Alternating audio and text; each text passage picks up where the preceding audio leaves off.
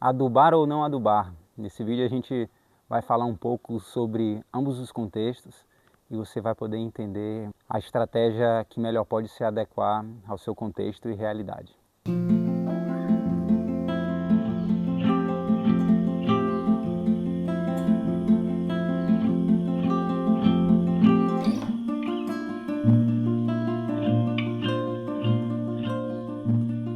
Antes de tudo, essa fala inclusive poderia ser o final do vídeo, é você ter em vista que o foco ele sempre precisa ser o solo, tá?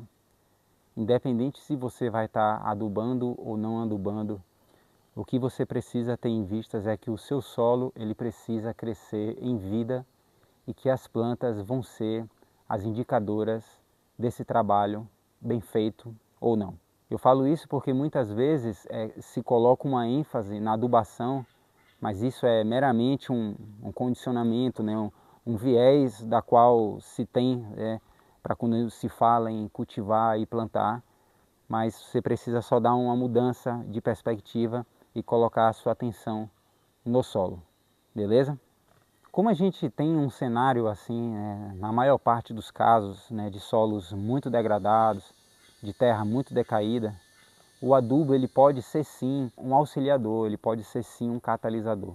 Então a primeira coisa que você tem que entender é que o adubo ele nada mais é do que, principalmente falando de adubo animal, né, de esterco bovino, suíno, de galinha, que seja. É simplesmente aquele material vegetal que foi digerido e está extremamente colonizado ali por inúmeros seres vivos, né, inúmeras bactérias, alguns fungos, enfim. Então é o mesmo do que a gente adicionar um pouco da população desses indivíduos que vão colonizar o solo e disponibilizar ali uma parcela de nutrientes importante para as plantas, assim como também possuem, né, muitos dos nutrientes que estão exatamente presentes nas plantas. Por isso que a gente costuma falar de adubação verde. E sim, as plantas também elas adubam o solo. Então, no seu caso, se você percebe que as condições no seu lugar elas são realmente limitantes, pense que você pode estar sim utilizando algum adubo e sobretudo aquele adubo que está disponível no seu lugar. Então, em conjunto com esse adubo, você precisa fazer esse básico, esse dever de casa muito bem feito. E esse dever de casa é simples. Você precisa cobrir bem o solo, isso daí é uma coisa que é básica. Tá? E aí eu já falei essa quantidade ideal, entre 40 e 45 centímetros. Paralelo a isso, utilizar as espécies que sejam adequadas ao seu contexto, ao objetivo, incluir aquelas plantas que não vão ser colhidas, ou seja, aquelas plantas que vão ser podadas e vão continuar gerando matéria orgânica para o solo. E aí, numa outra ponta muito semelhante a esse comentário, é garantir a manutenção da cobertura do solo. Isso precisa acontecer em paralelo ao uso do adubo, tá?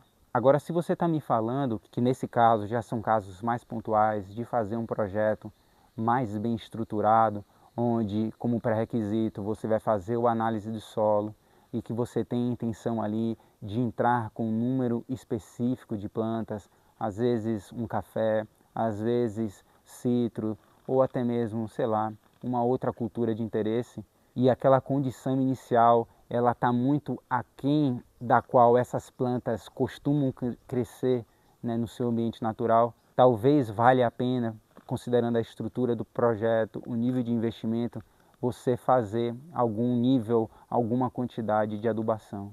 O importante é pensar sempre que existe essa lei do máximo, existe um nível de adubação que a partir do ponto que você aumenta aquela quantidade, isso não resulta em maiores colheitas, ou seja, há um limite para se adubar. E esse conceito é uma outra perspectiva, é um outro incentivo para a gente continuar a dar atenção ao solo, ao cuidado do solo.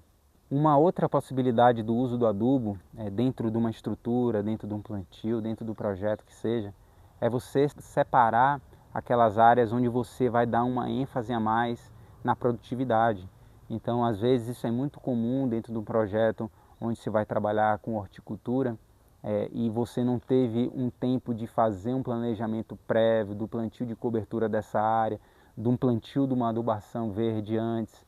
para melhorar a estrutura, para melhorar também a bioquímica desse solo, você fazer uma adubação, às vezes com uma correção, seja com pó de rocha, seja com calcário, seja com esterco, e aí sim plantando e estabelecendo suas culturas. O importante é pensar que todo adubo, em algum nível, ele envolve algum custo em algum lugar. Então, quando a gente fala do pó de rocha, a gente está falando da extração, a gente está falando de mineração, assim como o calcário. Enfim, não é sobre excluir essas possibilidades, mas muito mais a gente tem em vista de que é possível sim você fazer um trabalho de menor impacto. É difícil a gente falar muitas vezes de uma isenção completa de impacto em algum lugar, não diretamente ali no lugar que a gente está fazendo, mas em algum outro lugar. Às vezes você pode também levar em consideração o uso do adubo, numa possibilidade, principalmente se você é uma pessoa, são comentários que costumam chegar, pessoas com mais idade dizendo que eu não consigo esperar tanto tempo assim para essa área melhorar. E eu já comentei com vocês que eu já tive experiências da melhoria do lugar em 6 meses, em 8 meses, para entrar ali com as espécies mais exigentes. Eu estou falando aqui de cacau, eu estou falando aqui de açaí, eu estou falando aqui de madeiras, enfim. Em um contexto onde há 7 anos se tinha muita dificuldade de estabelecer as plantas de interesse em função de solo muito acidificado, compactado, presença de formigas cortadeiras. Então, esse tempo, que às vezes parece ser muito demorado se você não utilizar adubo, ele é muito relativo, desde que você coloque foco e energia e dedicação a melhorar as condições daquele lugar. Numa outra via, você tem aí um contexto de um plantio simplesmente sem adubo, e a depender do lugar, a depender das condições do lugar, você precisa ali de um determinado tempo para estabelecer determinadas culturas. E quando eu estou falando aqui sem adubo, é realmente zero adubo, tá? Sem nenhum uso de adubo, seja calcário, seja esterco, seja pó de rocha, o que seja.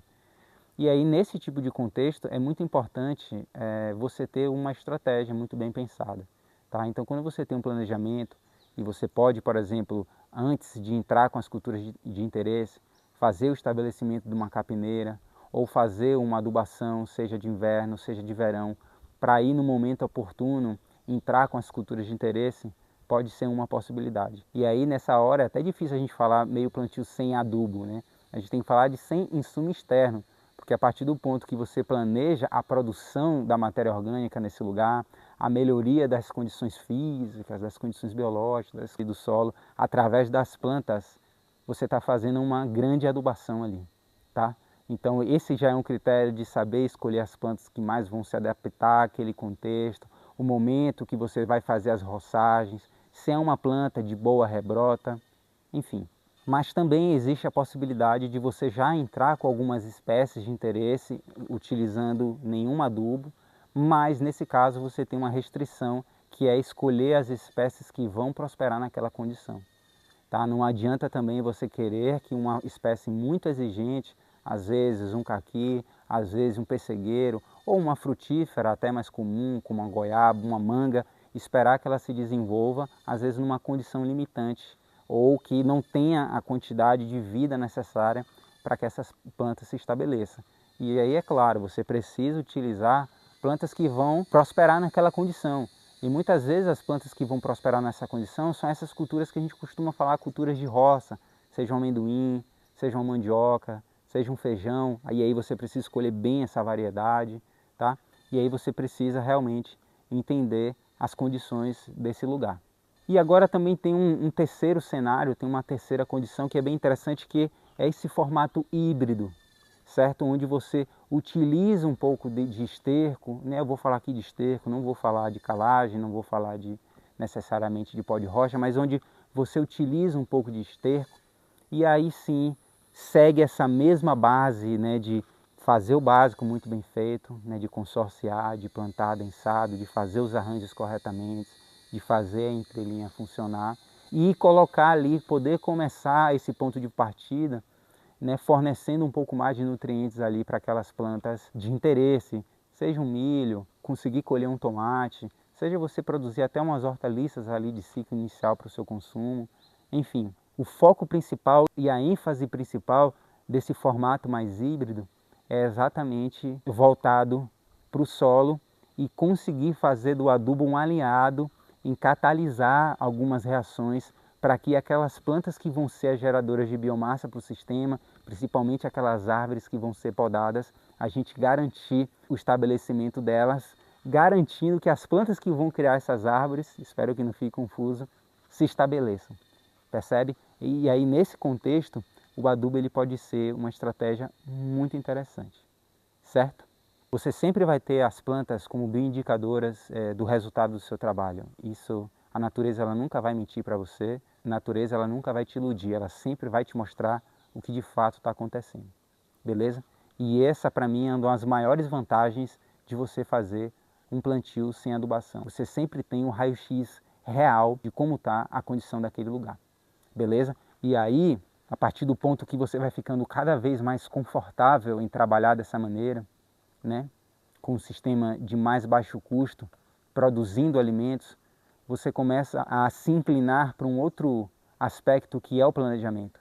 Então, quando eu falo para vocês que você pode sim estar fazendo esse sistema híbrido, ou seja, estabelecendo seus canteiros de árvores, colocando matéria orgânica num volume satisfatório, colocando o mínimo de adubo, conseguir produzir algumas hortaliças para consumo e para compor aquele ambiente e ao mesmo tempo estabelecer ali aquele viveiro, você pode adotar uma estratégia, por exemplo, sem uso de adubo, uma plantação focada na geração de biomassa para aquelas entrelinhas e no momento seguinte fazer a roçagem, o manejo dessa área e estabelecer as suas culturas de interesse, seja visando a alimentação, seja visando uma comercialização.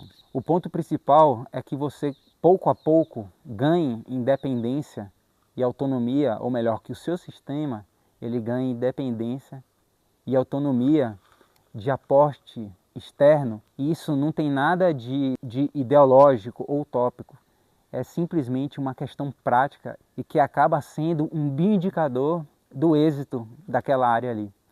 Então, ao invés de você pensar se você vai ou não adubar, é você ter essa meta de criar condições para que o lugar ele seja autossuficiente e, primeiro de tudo, autossuficiente em vida, em geração de alimento para o próprio solo, tá?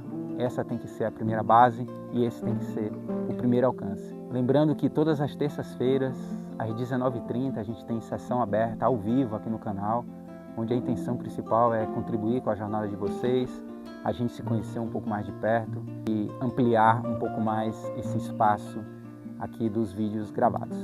Beleza, galera? A gente se vê no próximo vídeo e muita paz.